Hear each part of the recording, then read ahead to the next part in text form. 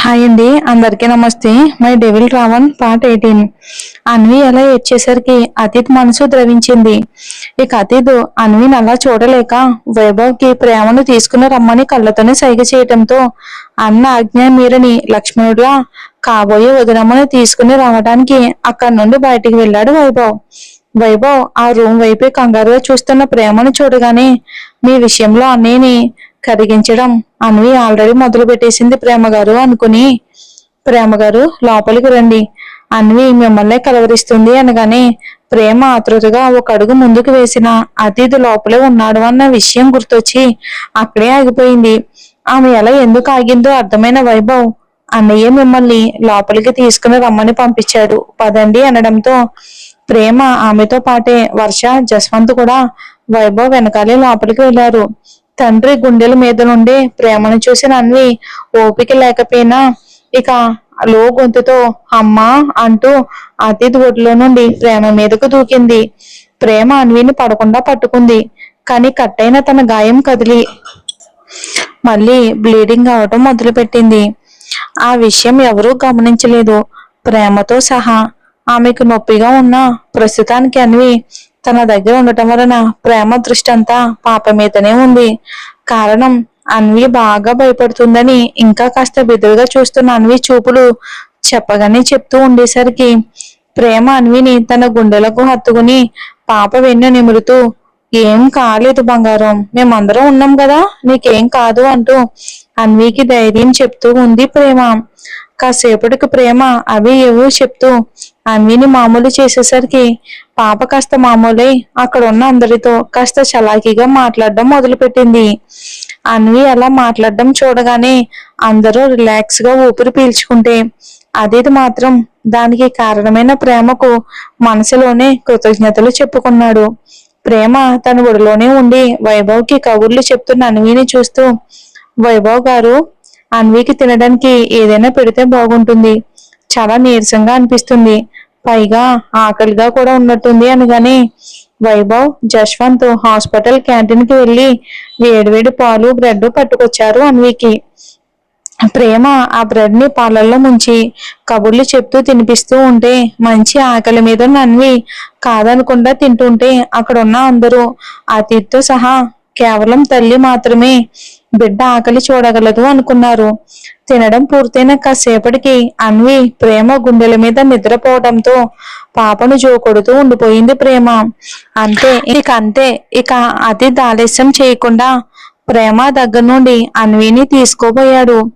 ఈసారి నిద్రలో ఉన్న అన్వి ప్రేమ మెడలో ఉన్న చైన్ ని బలంగా పట్టుకోవటం వలన అది ఊహించని ప్రేమ అతిథి కూడా ఒక్కసారిగా పాపని తన దగ్గర నుండి తీసుకోవటం, అన్వి చిన్ని గుప్పెట్లో తన చైన్ ఇరుక్కోవడంతో ఒక్కసారిగా వెళ్లి అతిథి మీద పడిపోబోయింది. కానీ ఇంచు దూరంలో తనని తాను తమాయించుకుని భయంగా అతిథి వైపు చూసేసరికి అతను ఈసారి పరిస్థితిని అర్థం చేసుకుని తనే స్వయంగా పాప చేతి నుండి ప్రేమ చైన్ని విడిపించే ప్రయత్నం చేశాడు. అన్వి నిద్రలో కూడా ఆ చైన్ని ఎంత గట్టిగా పట్టుకుంది అంటే అసలు నిద్ర ప్రేమను తన నుండి ఎవ్వరూ దూరం చేయలేని విధంగా పట్టుకుంది అన్వి. కాసేపు ప్రయత్నించి విసుగొచ్చిన అతిథి వదిలేయగానే ప్రేమ ప్రయత్నించింది. ప్రేమ స్పర్శ తగిలేసరికి అన్వి తన పట్టు కాస్త వదులు చేయటం, ప్రేమ తన చైన్ విడిపించుకుని అప్పటికే తన ప్రెజెన్స్ కి తెగ ఇబ్బంది పడిపోతున్నా అతిథికి దూరం జరగడం క్షణాల్లోనే జరగడంతో అతిథితో సహా అందరూ ఆశ్చర్యంగా చూస్తున్నారు. కానీ వెంటనే తేరుకున్న అతిథి ఇంత చేసి తన బిడ్డను కాపాడినందుకు కనీసం చిన్న థ్యాంక్స్ కూడా చెప్పకుండా వెనక్కి కూడా తిరిగి చూడకుండా అన్విని తీసుకుని అక్కడి నుండి వెళ్ళిపోయాడు. అతడు వెళ్ళిన వైపే బాధగా చూస్తూ ఉండిపోయింది ప్రేమ. ప్రేమను చూసి వైభవ్ బాధపడుతూ సారీ ప్రేమ గారు, తప్పుగా అనుకోవద్దు, మా అన్నయ్య చాలా మంచోడు, కానీ పరిస్థితులు అన్నయ్యని పూర్తిగా మార్చేశాయి, అందుకే ఇలా బిహేవ్ చేస్తున్నాడు. ఎనీవే మా అన్విని కాపాడినందుకు చాలా చాలా థ్యాంక్స్ అండి, ఆ విషయంలో మీకు ఎప్పటికీ రుణపడి ఉంటాము అన్నాడు మనస్ఫూర్తిగా వైభవ్. ప్రేమ వైభవ్ మాటలకి చిన్న చిరునవ్వుతో అయ్యో అంత మాట అనకండి వైభవ్ గారు, అసలు అన్వితో ఏదో తెలియని అనుబంధం ఏర్పడింది నాకు, అందుకే ఇంత తక్కువ సమయంలోనే మేమిద్దరం అంత మంచి ఎఫెక్షన్ కుదిరింది. అది అందరూ ఇష్టపడాలని లేదు కదండి, పాప జాగ్రత్త అని మాత్రమే చెప్పగలిగింది.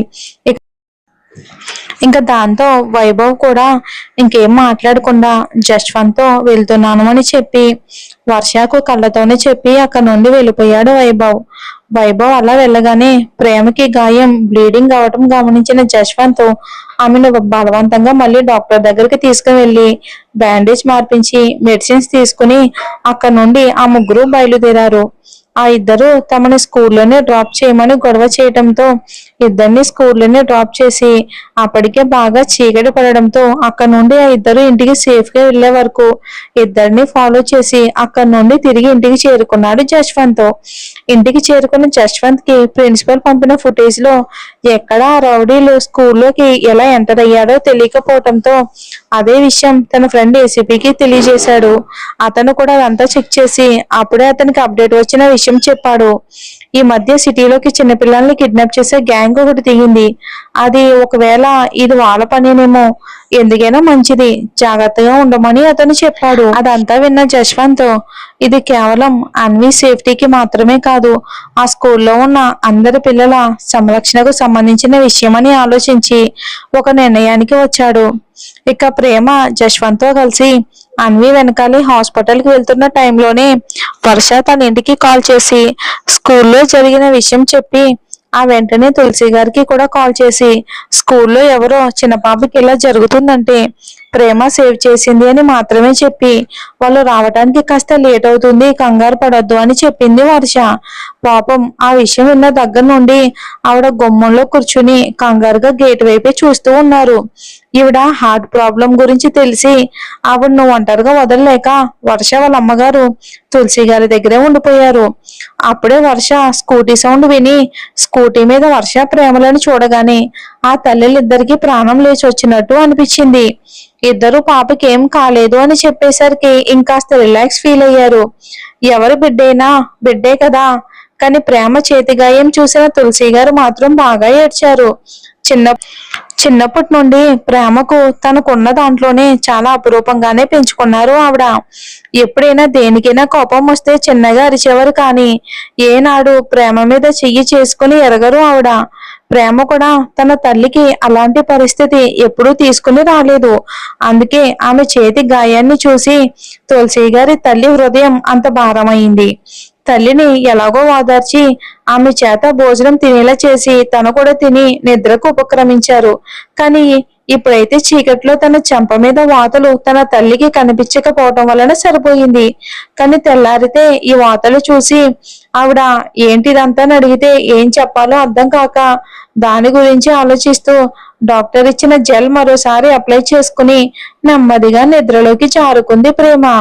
అన్విని తీసుకుని ఇంటికి చేరుకున్న అతీదు వైభవులను చూసి వైశాలి గారు చాలా కోప్పడ్డారు. కారణం, పాప 5ంటికి స్కూల్ నుండి వచ్చే అన్వి ఈ రోజు 8 దాటినా స్కూల్ నుండి ఇంటికి రాకపోవటం, పైగా ఎన్నదమ్ములు ఫోన్లు కూడా నాట్ రీచబుల్ అని రావటంతో ఆవిడ భయం అంతా ఇంత కాదు. అసలు ఏమైందో తెలియక ఆవిడ చంద్రశేఖర్ గారు చాలా భయపడ్డారు. ఆ కంగారులోనే జశ్వంత్ కి చాలా సార్లు కాల్ ట్రై చేశారు, కానీ అతని మొబైల్ కూడా వీళ్ళలాగానే నాట్ రీచబుల్ అని రావటంతో ఇద్దరు భయపడుతూనే వెయిట్ చేస్తూ ఉన్నారు. ఆవిడ తిట్టి తిట్టి అలసిపోయి అతీత్ భుజం మీద ఉన్న అన్విని తీసుకుని లోపలికి వెళ్లారు. ఆమె వెనుకే ఆ ముగ్గురు కూడా లోపలికి వెళ్ళగానే వైభవ్ వైశాలి గారికి చంద్రశేఖర్ గారికి జరిగిందంతా చెప్పగానే ఆ ఇద్దరు చాలా కంగారు పడిపోయారు. వైశాలి గారు చంద్రశేఖర్ గారు మనసులోనే ప్రేమకు కృతజ్ఞతలు చెప్పుకొని నిద్రలో ఉన్న అన్విని దగ్గరికి తీసుకుని ముద్దు పెట్టుకున్నారు. అతీత్ వైశాలి గారితో అన్వికి డ్రెస్ చేంజ్ చేయమని చెప్పి ముభావంగా అక్కడ నుండి అన్వినే చూస్తూ తన రూమ్ కి వెళ్ళిపోయాడు అతీత్. మరి ఏం జరుగుతుందో వచ్చే ఎపిసోడ్ లో చూద్దాం. Thanks for watching.